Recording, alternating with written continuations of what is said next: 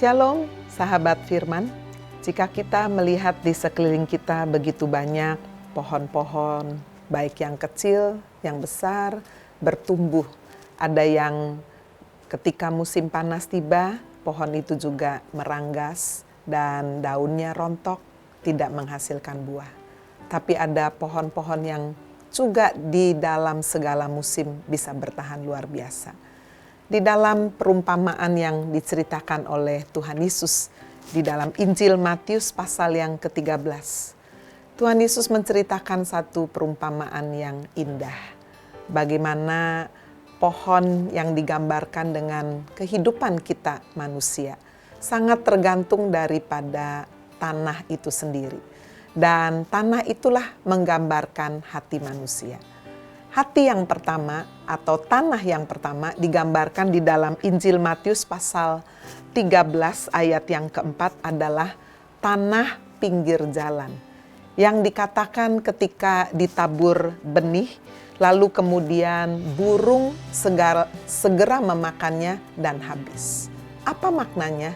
Sahabat firman, di dalam ayat 19 Tuhan Yesus memberikan pengertiannya bahwa tanah pinggir jalan itulah hati yang tidak siap menerima firman Tuhan. Karena begitu benih atau firman Tuhan ini ditabur, iblis langsung mencurinya. Bukankah firman Tuhan dalam Injil Yohanes pasal 10 ayat 10 berkata, pencuri itu datang memang untuk mencuri, membunuh, membinasakan.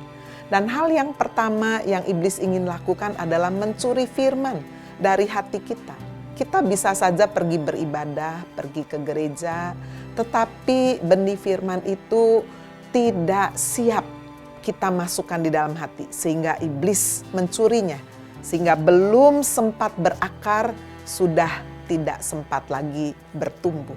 Lalu kemudian jenis tanah yang kedua dikatakan di ayat 5 dan 6, itulah jenis tanah yang berbatu-batu, tidak banyak tanahnya.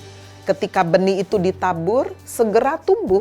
Tetapi ketika matahari terbit, dikatakan layulah menjadi kering karena tidak berakar. Sahabat firman, inilah jenis hati yang kedua yang dikatakan berbatu-batu, di mana orang itu menerima firman, amin, segera dengan gembira. Tetapi tidak berakar.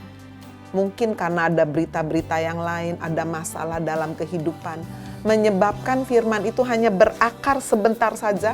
Datanglah penganiayaan, penindasan karena firman itu, dan dikatakan orang itu segera murtad, tidak lagi melakukan firman. Bagaimana dengan jenis tanah yang ketiga? Itulah tanah yang digambarkan di ayat 7, tanah semak duri.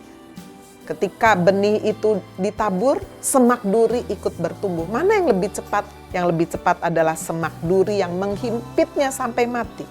Di ayat 22 digambarkan itulah orang yang hidupnya penuh dengan kekhawatiran dunia ini, tipu daya kekayaan menghimpit firman itu, sehingga walaupun dia menerima firman, tapi kekhawatiran dunia, tipu daya kekayaan jauh lebih kuat sehingga menghimpit, menghancurkan firman itu dan mati.